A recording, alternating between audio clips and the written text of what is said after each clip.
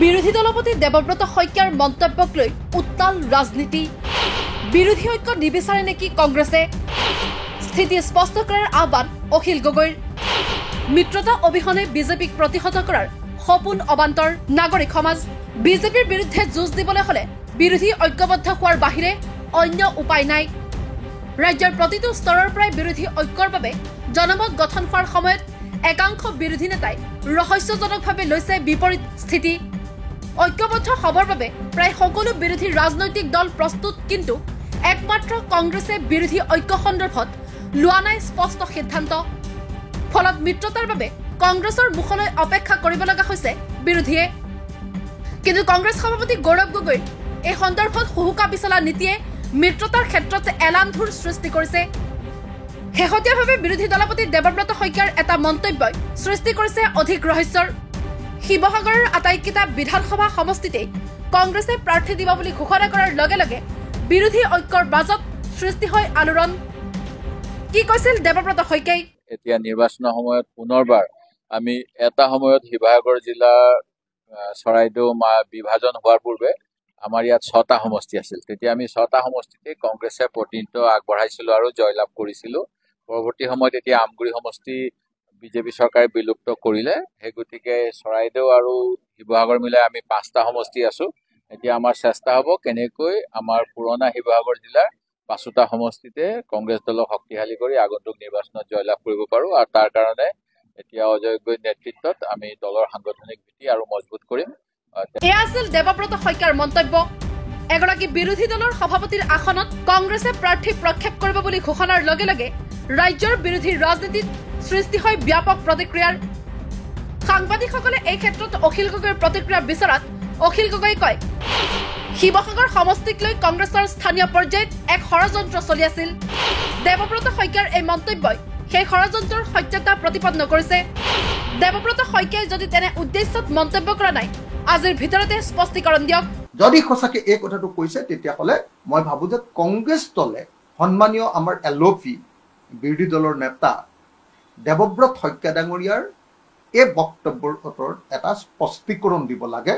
তেখেতসকলৰ স্থিতি স্পষ্ট কৰি দিব লাগে যে সঁচাকেই তেখেতসকলে বিৰোধী ঐক্য মঞ্চৰ এটা গুৰুত্বপূৰ্ণ দল ৰাইজৰ দলৰ সভাপতিকো 2026 চনত নিৰ্বাচনত জিকি থকা বিধায়কৰ আসনখন এৰি দিবলৈ সঁচাকে প্ৰস্তুত নহয় নেকি? এইটো কংগ্ৰেছৰ অফিচিয়েল স্থিতি নেকি? যদি অফিচিয়েল স্থিতি হয় তেতিয়াহ'লে বুজিবলৈ বাকী নাথাকিব যে কংগ্ৰেছ দলে এলায়েন্স নিবিচাৰে। আৰু যদি অফিচিয়েল স্থিতি নহয় তেতিয়াহ'লে অকল দেৱব্ৰত শইকীয়াৰ স্থিতি, তেতিয়াহ'লে ডেফিনেটলি কংগ্ৰেছ দলে দেৱব্ৰত শইকীয়াক শক্তিও নিদিব। আৰু যদি দেৱব্ৰত শইকীয়াই সেই কথাটো তেনেকুৱা অৰ্থত কোৱাই নাই, তেতিয়াহ'লে নিশ্চয় দেৱব্ৰত শইকীয়াই আজি এটা ক্লেৰিফিকেশ্যন দিব। অখিল গগৈৰ প্ৰশ্ন, দেৱব্ৰত শইকীয়াৰ এই মন্তব্য তেওঁৰ নিজা নে কংগ্ৰেছ দলৰ? যদি এই মন্তব্য দলৰ নহয়, তেন্তে এই ক্ষেত্ৰত প্ৰদেশ কংগ্ৰেছে স্পষ্টীকৰণ দিয়া দৰকাৰ। লগতে ৰাইজৰ দলৰ সভাপতিগৰাকীয়ে কয়, অখিল গগৈয়ে নিজে শিৱসাগৰত জিকিবলৈ মিত্ৰতা নালাগে। বিজেপিক প্ৰতিহত কৰাৰ স্বাৰ্থতহে বিৰোধী ঐক্য বিচাৰিছো। শিৱসাগৰত মুখ্যমন্ত্ৰী হিমন্ত বিশ্ব শৰ্মাই প্ৰতিদ্বন্দ্বিতা কৰিলেও হৰুৱাব নোৱাৰে অখিল গগৈক। কংগ্ৰেছৰ মিত্ৰতা নহলেও ডাবল ডিজিট আসন লাভ কৰিব ৰাইজৰ দলে। এইবাৰ কংগ্ৰেছে এলায়েন্স কৰিব নে নকৰিব কংগ্ৰেছৰ মুখেৰে স্পষ্টকে কৈ দিব লাগে। আমি কিন্তু এলায়েন্সৰ পক্ষত, আৰু তাৰ কোনো অখিল গগৈক জিকিবৰ কাৰণে নহয়, অখিল গগৈক জিকিবৰ কাৰণে নহয়। আপোনালোকে নিজে দেখিব যে কংগ্ৰেছে যদি এলায়েন্স নকৰিব, এইবাৰ ৰাইজৰ দলৰ এখন আসন আছে, এই এখন আসনৰ পৰা আমি 15-20খন আসনলৈ আমি উত্তীৰ্ণ হ'ম। আপোনালোকে চাই থাকক। এইবাৰ আপোনালোকে দেখিব যে 2026 চনৰ বিধানসভাৰ নিৰ্বাচনত ৰাইজৰ দলৰ বৰ হেৰুৱাবলগীয়া একো নাই নহয়। এখন আসন আমি য'তে ত'তে জিকি ল'ম। আমি এখনতকৈ 2খন পালেও আমাৰ জয়। কংগ্ৰেছৰ 29খন আসন, 29খন আসনৰ পৰা কমিলে তেওঁলোকৰ পৰাজয়। গতিকে লোকচান ৰাইজৰ দলৰ নাই, সেই কথাটো সকলোৱে বুজি লোৱা দৰকাৰ। আৰু কংগ্ৰেছে এইটো ভাবি ল'ব নালাগিব যে কংগ্ৰেছ মানে জনগণ আৰু কংগ্ৰেছ জিকিলেই মানে চব। বৰং জনগণে আজিৰ দিনটোত ঐক্যবদ্ধভাৱে আমাক সকলোকে নিৰ্বাচন খেলাটো বিচাৰিছে। আৰু সকলোৱে যদি ঐক্যবদ্ধভাৱে নিৰ্বাচন নেখেলো, তেতিয়াহ'লে যি ঐক্যবদ্ধভাৱে ইলেকশ্যন নেখেলো বুলি কয়, মই ভাবোঁ যে জনগণে তাৰ বিৰুদ্ধে এইবাৰ অৱস্থান গ্ৰহণ কৰিব। গতিকে ক'বলগীয়া কোৱা এলায়েন্স যদি নহয় তেতিয়াহ'লে কংগ্ৰেছৰ আসন 29খনতকৈ কমিব বুলি ভাবেনে আপুনি? মই নাজানো, সেইবিলাক কথা মই নাজানো, কিন্তু মই এটা কথা জানো যে এইবাৰ 2026 চনত ৰাইজৰ দলৰ আসন বাঢ়িব। এখন নহয়, সেইটো আমি ডাবুল ডিজিটত আমি এইবাৰ আসন পাম। আমি 2026ত তাৰমানে ডাবুল ডিজিটত এলায়েন্স হওক বা নহওক আমি ডাবুল ডিজিটত ৰাইজৰ দল জিকিমে। ডাবুল ডিজিট শিৱসাগৰতো মই খেলিমেই। আৰু শিৱসাগৰত মই ভাবোঁ যে মোক নিজে কওকচোন, যিজন মানুহে অসমৰ আটাইতকৈ ডাঙৰ বিৰোধী ভূমিকা পালন কৰে, যিজন মানুহে নিজৰ সমষ্টিৰ কাৰণে নিজৰ দেহাটো দি দিয়ে, হাতত 1 টকা থাকিলেও সেইটো সমষ্টিবাসীৰে টকা, যিদিনা 1 টকাটো শেষ হৈ যায় সেইদিনাহে সমষ্টিৰ পৰা ঘূৰি আহোঁ, চবকে সহায় কৰে আন্তৰিকতাৰে, সেই মানুহটোক নিজিকাই কাক জিকাব? শিৱসাগৰৰ মানুহে নিজে কওক। জেলত থাকোঁতে জিকাইছিলে অকল দেশৰ কাৰণে, এতিয়াতো লগত মানুহৰো কাম কৰোঁ। গতিকে আপোনালোকে নিশ্চিন্ত হৈ থাকক। সেইকাৰণে মই শিৱসাগৰৰ কাৰণে কোনোদিন চিন্তিতই নহয়। তাতে মইতো সদায় কৈ আছোঁ যে হিমন্ত বিশ্ব শৰ্মাও আহক তালৈ। অখিল গগৈৰ মন্তব্য তেওঁ হেৰুৱাব লগা একো নাই। এখন আসনৰ পৰা 2খন আসন পালেও সফল। কংগ্ৰেছৰ আছে 29খন আসন। হ্ৰাস পালে কংগ্ৰেছৰে হ'ব ক্ষতি। ৰাইজৰ দলে মিত্ৰতা কেৱল আৰু কেৱল ৰাইজৰ স্বাৰ্থত আৰু ৰাইজৰ দাবীত কৰিব খুজিছে। অখিল গগৈয়ে লগতে কয়, নিৰ্বাচনত পৰাজয় হ'লেও বিৰোধী মই হৈ থাকিম। জিকিলে বিধানসভাৰ ভিতৰত আৰু হাৰিলে বিধানসভাৰ ভিতৰত বিৰোধী ময়েই। মই MLA জিকা নাই, আৰু 2026তো মই কাৰো দয়া বা কৰোণাৰ প্ৰাৰ্থী নহয়। এই কথাটো ক্লিয়াৰ কৰি ল'লোঁ এতিয়া। আৰু মই হাৰিলেও মোৰ কোনো প্ৰব্লেম নাই, মই সেইটোক লৈ ইমান ভাবি নাথাকোঁ। কাৰণ মই হাৰিলেও মই জানো যে অসমত আটাইতকৈ ডাঙৰ বিৰোধী ময়ে হ'ব লাগে। যদি মই নিজিকো তেতিয়া বাহিৰত হ'ব, আৰু যদি জিকো বিধানসভাত হ'ব। গতিকে সেইটোক লৈ মই টেনশ্যন কোনোদিন নাখাওঁ। এই কথাটো মই ক্লিয়াৰ কৰি লৈছোঁ আপোনালোকক যে মই হাৰিলেও অসমৰ মেইন বিৰোধী হ'ব লাগিব, আৰু জিকিলেও মই অসমৰ মেইন বিৰোধী হ'ব লাগিব। নাম জাৰি নাথাকক লাগিলে মেইন বিৰোধী বুলি, কিন্তু বিৰোধিতাটো ময়ে কৰিব। বিৰোধী দলপতি দেৱব্ৰত শইকীয়াৰ মন্তব্যৰ প্ৰতিক্ৰিয়া দিবলৈ গৈ এইদৰে ক্ষোভ ব্যক্ত কৰে শিৱসাগৰৰ বিধায়ক অখিল গগৈয়ে। কেৱল অখিল গগৈয়ে নহয়, বিৰোধী দলপতি দেৱব্ৰত শইকীয়াৰ এই মন্তব্যত সন্তুষ্ট নহয় নাগৰিক সমাজ। বিৰোধী ঐক্য গঠনৰ পোষকতা কৰা নাগৰিক সমাজৰ অন্যতম প্ৰতিনিধি জ্যেষ্ঠ অধিবক্তা শান্তনু বৰঠাকুৰে কয়, কোনোবাই যদি মিত্ৰতা নোহোৱাৰ কথা ভাবিছে সেয়া ভ্ৰান্ত ধাৰণা।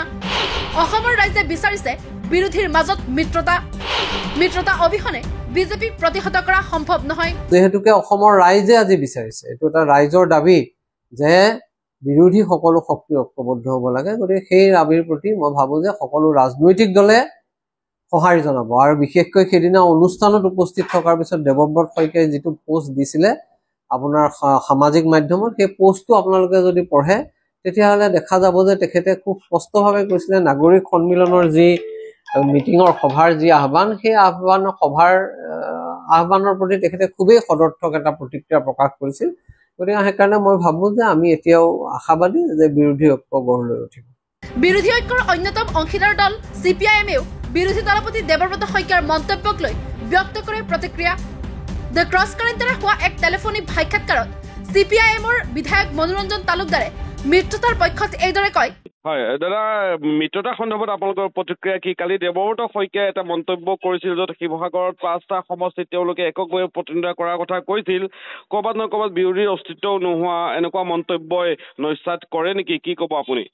এতিয়া এই বিষয়টো দেৱব্ৰত শইকীয়াৰ মন্তব্য সম্পৰ্কত মই দেৱব্ৰত শইকীয়াৰ লগত কথা পাতিছিলোঁ আজি ৰাতিপুৱা। হয়, তেওঁ কৈছে মই গোটেইকেইটা সমষ্টিত খেলিম, শিৱসাগৰত প্ৰাৰ্থী দিম, এই ধৰণৰ কথা কোৱা নাই। মই সংগঠনটো দৃঢ় কৰাৰ কাৰণে, সকলোকেইটা সমষ্টিতে শক্তি সঞ্চয় কৰাৰ কাৰণে এই আবেদনহে জনাইছিলোঁ, কিন্তু এইটো খবৰৰ কাগজত ভুলভাৱে অহা বুলি তেওঁ কৈছে।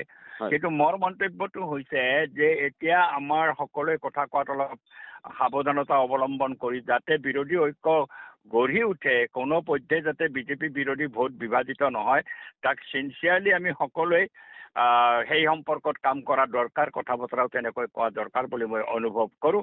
আৰু যিকোনো মূল্যত এইখন চৰকাৰ, যিখন চৰকাৰে অসমৰ সমাজ জীৱনক এটা থান বান কৰি দিছে, মানুহৰ সমস্যা এনেধৰণে বৃদ্ধি কৰিছে, কৰ্মহীনতাই ৰাজ্যখন চানি ধৰিছে, অন্য সকলো সমস্যা সমাধান হোৱা নাই। এনে ক্ষেত্ৰত যিখন চৰকাৰে নিৰ্বিবাদে মানুহক উচ্ছেদ কৰি পেলাই ৰাজপথলৈকে ঠেলি দিছে, এই চৰকাৰক পৰাজিত কৰাৰ কাৰণে বুজাবুজিটো গঢ়ি উঠা নিতান্তই প্ৰয়োজন। আৰু এই ক্ষেত্ৰত যাতে সকলোৱে সংযম ৰক্ষা কৰি পেলাই কথা বতৰা আমি কওঁ আৰু যাতে এই বিৰোধী ঐক্য যিকোনো মূল্যত আমি গঢ়ি তোলো এইটো কথা আমি স্পষ্টভাৱে কৈছোঁ। বিৰোধী ঐক্য যদি গঢ়ি নুঠে তেতিয়াহ'লে এই বিজেপিক পৰাজিত কৰিব পৰা নাযাব। এইটো প্ৰসংগক্ৰমে মই বহুবাৰ উল্লেখ কৰিছোঁ, আজিও কৈছোঁ। ইয়াক পৰাজিত কৰিব লাগিলে বিৰোধী ঐক্য গঢ়ি উঠিবই লাগিব, নহ'লে আমি সকলোৱে কোনোবাই হাৰিম কোনোবাই জিতিম, কিন্তু বিৰোধী পক্ষত বহি থাকিব লাগিব মুষ্টিমেয় কেইজনমান মানুহ, আৰু এই শক্তি অপ্ৰতিৰোধ্যভাৱে আগবাঢ়ি যাব বিজেপিৰ নেতৃত্বত। সেইটো আমি নিবিচাৰোঁ। এতিয়া বিজেপিৰ মাজতো বিৰোধ হৈছে, আজি অগপৰ মাজতো বিৰোধ হৈছে। এই দলবিলাকেও আজি এই বিজেপিৰ বিৰুদ্ধে ক্ৰমাগতভাৱে ক্ষোভ প্ৰকাশ কৰি আহিছে। আমি এনেকুৱা চিটুৱেশ্যনত আমাৰ বিৰোধী ঐক্য সুদৃঢ় কৰাৰ কাৰণে আৰু বৃহত্তম দল হিচাপে কংগ্ৰেছে এই ক্ষেত্ৰত ভূমিকা ল'ব বুলি মই আশা কৰিছোঁ। আপোনাক বহুত বহুত ধন্যবাদ এইখিনি প্ৰতিক্ৰিয়া জনোৱাৰ বাবে। ধন্যবাদ ধন্যবাদ। মুঠতে বিজেপিৰ পৰা পৰিত্ৰাণ পাব বিচৰা ৰাজ্যৰ প্ৰতিগৰাকী ব্যক্তিয়ে বিচাৰিছে বিৰোধী ঐক্য। মিত্ৰতাৰ বাবে সাজু হৈ আছে প্ৰতিটো সৰু বৰ আঞ্চলিক দল, কিন্তু ৰহস্যজনক কাৰণত এতিয়াও মিত্ৰতাক লৈ স্থিতি স্পষ্ট কৰিব পৰা নাই কংগ্ৰেছে। তেনে ক্ষেত্ৰত দেৱব্ৰত শইকীয়াৰ মন্তব্যই সৃষ্টি কৰিছে আন ৰহস্যৰ। প্ৰশ্ন উত্থাপন হৈছে, বিজেপি মিত্ৰজোঁটৰ বিৰুদ্ধে অকলে যুঁজ দিবলৈ কংগ্ৰেছ তৃণমূল পৰ্যায়ত পৰ্যাপ্ত শক্তিশালী হৈ উঠিছেনে? নিউজ ডেস্ক ৰিপৰ্ট, দি ক্ৰছ কাৰেণ্ট।